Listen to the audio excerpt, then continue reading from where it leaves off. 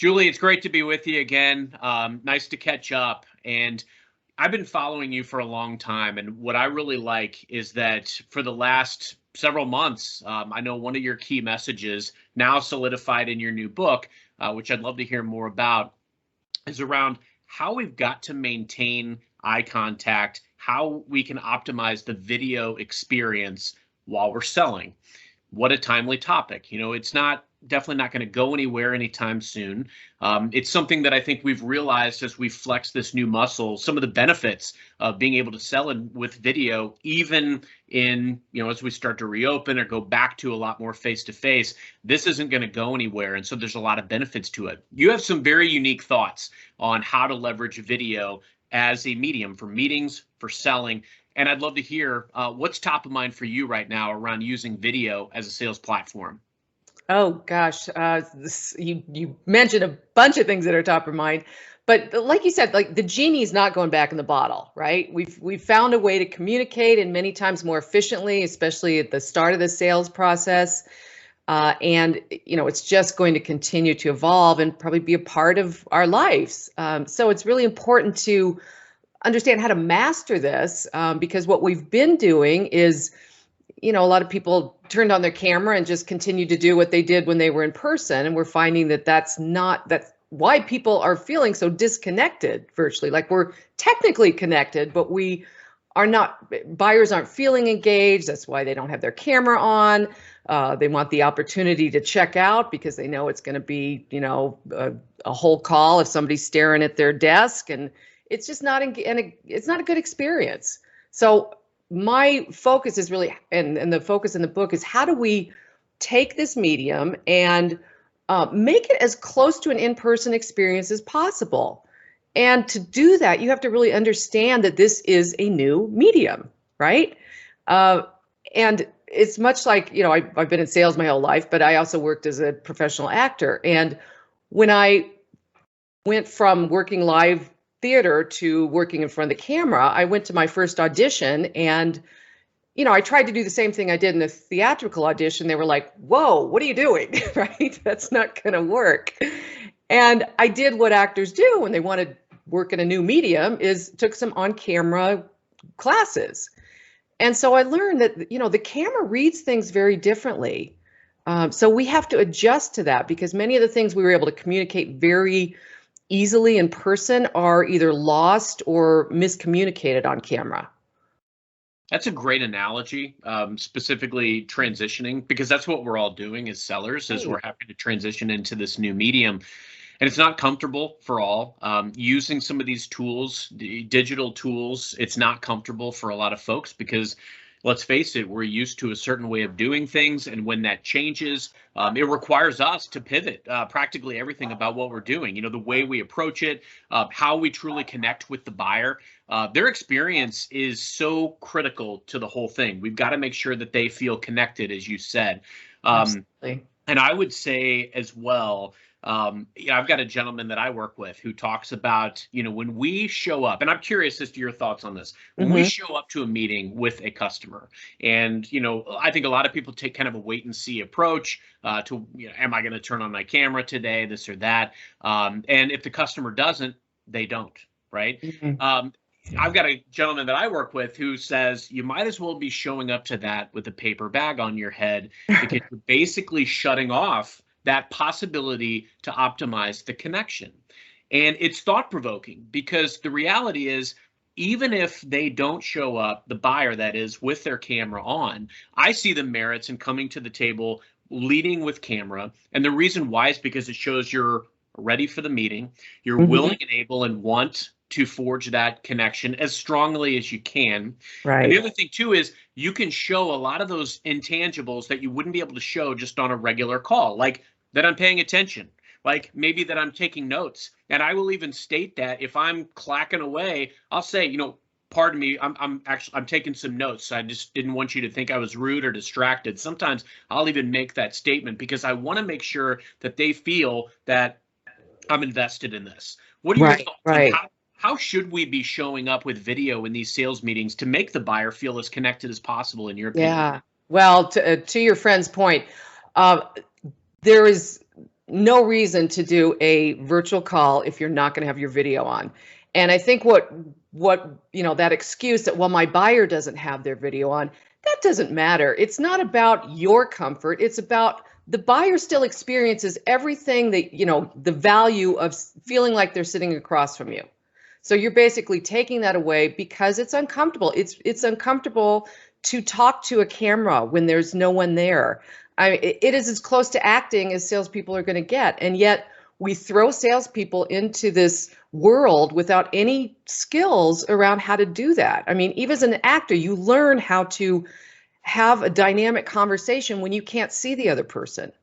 Now, that's a really important skill that we need, whether we're talking to a buyer that doesn't have their camera on, or perhaps we're making recordings that we're sending to customers that they're going to watch.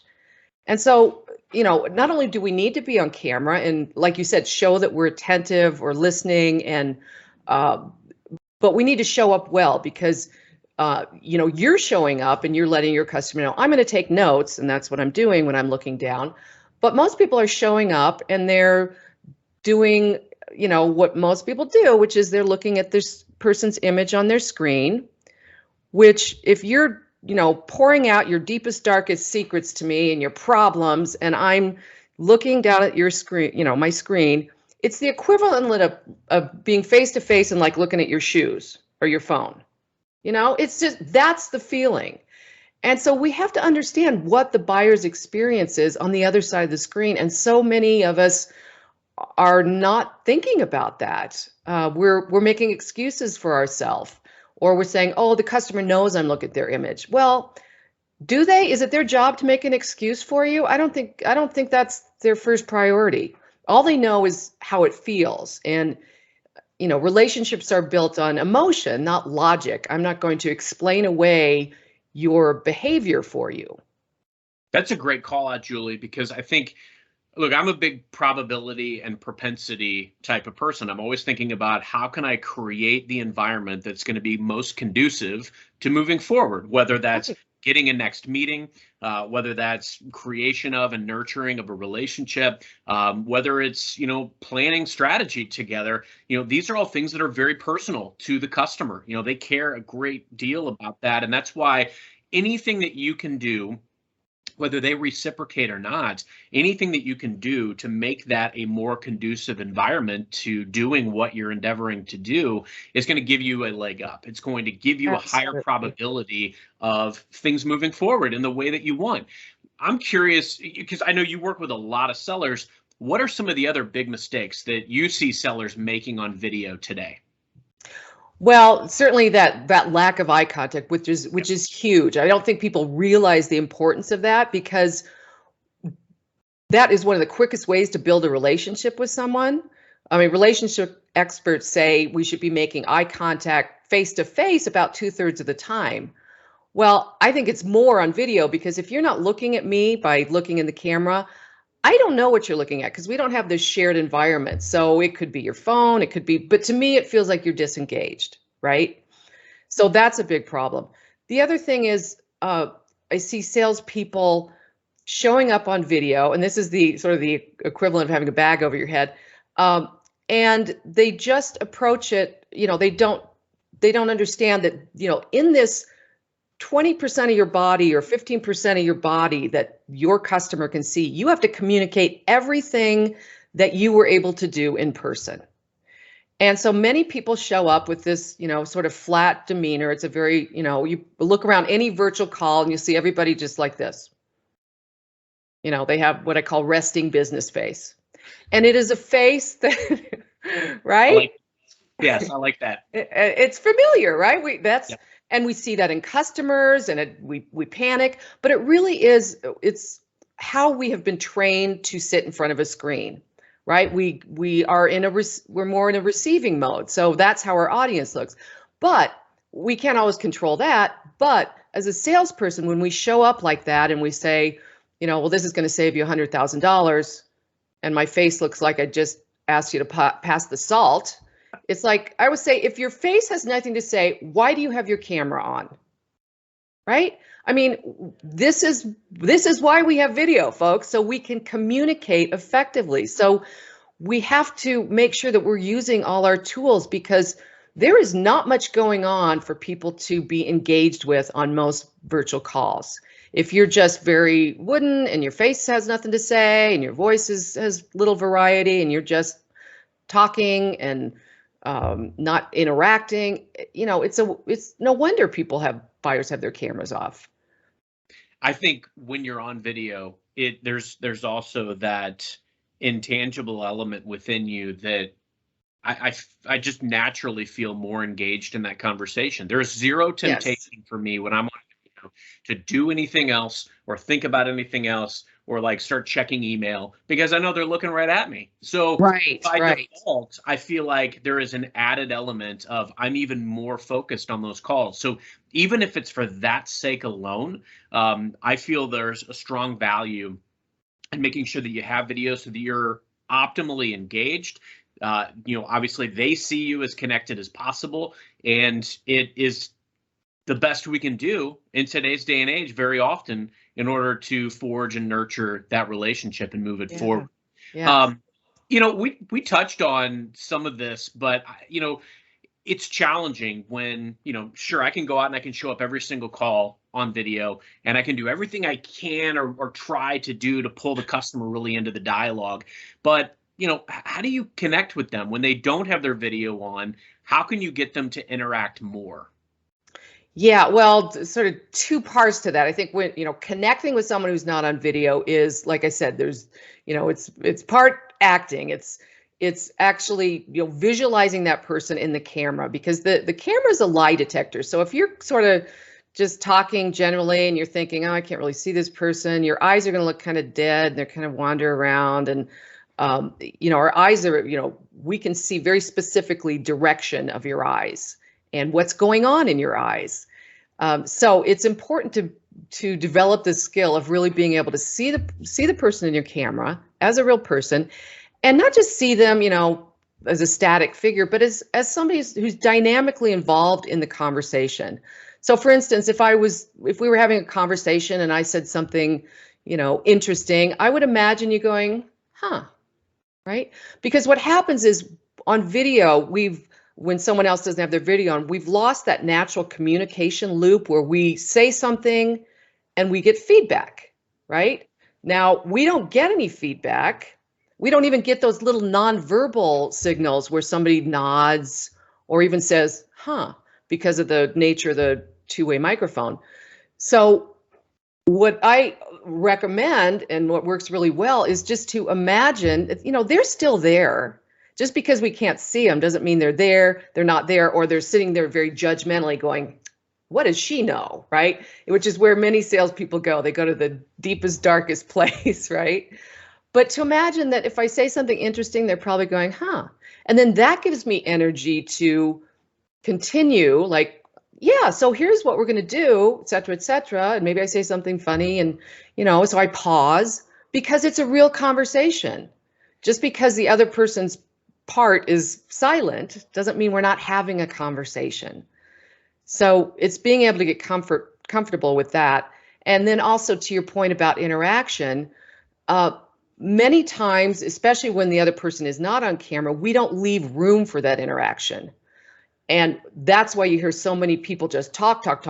It's one run-on sentence after the other in sales, because we're so afraid that nobody's listening. And if I stop, they're not going to say anything. It's going to be awkward. And so developing that ability to trust that someone is there, pause, put a period at the end of your sentence, stop, and keep looking at the camera, because to your point, when you feel more responsible because you're on video, if I see someone looking at me and they ask me a question, I am much more likely to answer it than if they're looking down here. I mean, it's the simplest trick, and it makes the hugest difference to just, when you ask a question, look at the camera and hold it there.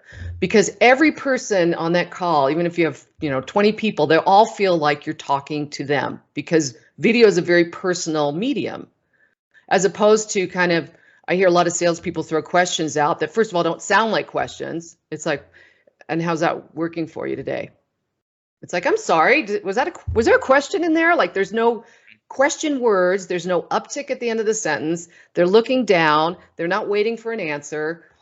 So that's why we get these run-on conversations that buyers are like, oh my gosh, it was a fire hose, right? What do you tell sellers that are either intimidated by video or, we've got this whole other camp, Julie, that's been doing conference calls for a long time that has had no video component. They feel like they've done just fine without it. Maybe they're not 100% sold on the concept. I mean, I'm of the school of thought that because we can't do the face-to-face, it has to replace that, or as best it can in those situations. And there's a ton of benefits to it. I've actually seen a couple of things. One, with the quality of the platforms that offer virtual meetings, they've exponentially offered more features, more functionality. They've done things to intentionally make it more inclusive, even adding backgrounds. Like, you can get a good sense of a lot of people with the benefit of like having a background on there that, speaks to their passions, right? I think these can be used as conversation starters. So, but I'm curious, what do you tell somebody that maybe they're just like, I don't feel comfortable going on video on these situations, or hey, I've been doing not necessary. Yeah, I'm doing fine. Yeah. Right. Well, here's the thing. There are certain qualities that need to be present to build a relationship, and that's kind of, if you believe that relations are important to sales, then you need to pay attention to that. And several of them are things like, credibility, empathy, active listening, interest in the other person. And those are very hard. You're asking a lot for your words to carry all those qualities, right? When here we have a camera, and just by the fact that you're looking at me, I feel like you are friendly. I feel like you are more honest, because direct eye contact is associated with, telling the truth. It releases a hormone that helps. It's called oxytocin. Some people call it, the love hormone, but it makes me feel connected to you. So, and I see your body language, which makes me see you as a real person. For so long in sales, we were like, oh, I wish my customer could see me as a real person and we could meet. Well, here we are. Here's your chance. I wish they could get to know me. Well, here's my background. Gee, we're on a more equal status. So all kinds of good reasons, but I know that some people are still, nervous about it, or they don't feel comfortable. And what I say is there is nothing natural about talking on camera. So I get it. And that's why I wrote a book about it, because we have thrown salespeople into this world without the tools to understand that it's awkward. And how do I feel natural in this artificial environment? And so there's some steps that you can take. And the first one is really, you have to make friends with your camera. Like your camera, a lot of people see their camera as the enemy, like, oh, I got to be on camera. And the thing is, the camera reads feelings. It will read whatever's on your face. And if there's some discomfort or awkwardness or uncertainty, your customer won't know why they're getting some, vibe from you, or something's off, but they'll just know that you weren't quite congruent, and that can affect your relationship and your sales. So getting comfortable in front of the camera and just realizing this is the lens through which you're going to connect with your audience. So you better look at it as a friendly entity and just start having those conversations with your camera. I would say just, record yourself a couple minutes every day, just like, hey, camera, so here's what I have planned today. This feels really stupid talking to you, but we have to break that conception we had of our camera as the enemy. I love that. And it's one of those things where, even if somebody has embraced every component of the camera, right? Like, we talked about the backgrounds, leveraging it, looking into the camera directly. Even if somebody has embraced every element, I think you've given our viewers today that additional insight of all the more reason to reinforce why they're doing it, and maybe even how to do it differently. The last thing I wanted to ask you about, Julie, was the book itself.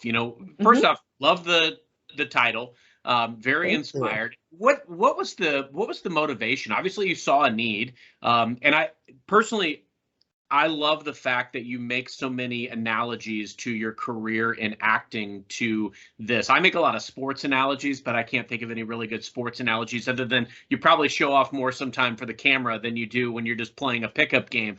But I think what I'm interested in is what prompted you to, where'd you get the title from? And then also what prompted you to tackle this topic? Yeah, it was interesting when the pandemic first struck and I saw all these salespeople just struggling with the same thing I faced when I was an actor going into on camera work. I was like, oh my gosh, nobody has these tools. Like, of course. And so I put together a video course to just quickly, give salespeople some expertise on here's how you make eye contact, here's how you read body language while you're making eye contact, and here's how you share screens and still stay connected. So all the basics. And then I was, of course, coaching tons of salespeople in organizations. And from that, I learned, just through these, hundreds of conversations with salespeople, getting them in front of a camera, just all their, insecurities and questions, and really the driving issue that came out of that was, some of the key issues was I just feel so disconnected from people. I'm not connecting. People are, customers are so passive on video. How do I build a relationship? And so the book really came out of those conversations, like addressing all those questions that salespeople have that, there's a lot of advice floating around, and much of it is from people who've never worked on camera, and it's not great, And so people are kind of, taping together a style, and right now a lot of people are just reinforcing bad habits and not necessarily getting better on camera, though they may be more comfortable. So the book really came out of that, and the title, I have to give credit to my good friend Lisa Dennis, who's a sales expert. You may know her as well. Does a lot of work with value propositions.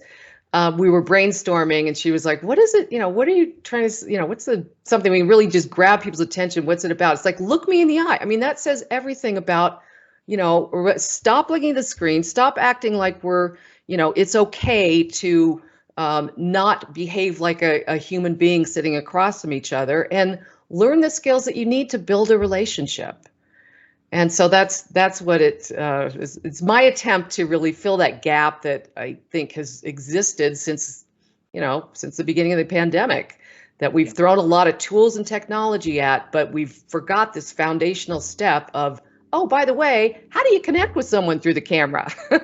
Right. And we're a little late to the party, but we're getting there. I mean, that's half the thing, right? Because a lot of times as sellers, we get thrown into these new circumstances, and we're just, we have to adapt. We have to be chameleons to the new environment and understand the parameters at play and how to optimize them. And I mean, you've just taken on what in my mind is probably one of the bigger ones, but it's one that not a lot of people are talking about, at least not enough. It's there surprising, isn't yeah. It should be front and center, and yet I think people are like, well, it's good enough. It's like, is it though? Like, because the bar is going to continue to rise, and some people are going to get really good at this. By the way, your competitors perhaps, and in a hybrid world, you're going to be competing with some vendors who are able to see your customer live. Now, if you can't hold up to that, that's going to be a problem. So it is time. It's more than time to embrace it. And I know it's awkward. I know it's just another thing you have to learn, but it will give you so much more freedom too. I mean, my goal is not to make salespeople's life more complicated. It's like to give you the freedom to express yourself in this unnatural space. Why go into a situation as a seller with two hands tied behind your back, right? And you can, if you embrace it, you're going to have a higher probability of doing what you're setting out to do, which is, to your point, having that relationship, making sure that they feel more comfortable working with you, that they view you as genuine and authentic, and no better way to be transparent than to give them that window into your home office or your background or whatever may have you. I couldn't agree more. Right. So, Julie, thanks so much. Anything else that you would want to tell sellers before we sign off today? No, I would just say, if you're, doubting your skills or wondering if you can better, just, check out the book. Look at the table of contents. I cover, like, if you've thought of the question, I probably cover it. Like, how do I use two screens? How do I, how do I work with a producer? How do I evaluate my own videos? So you don't have to do this alone. There's no reason why you need to figure it out on your own, because the whole industry has already figured this out. And I've just applied that to sales. So I hope that people will take advantage of it.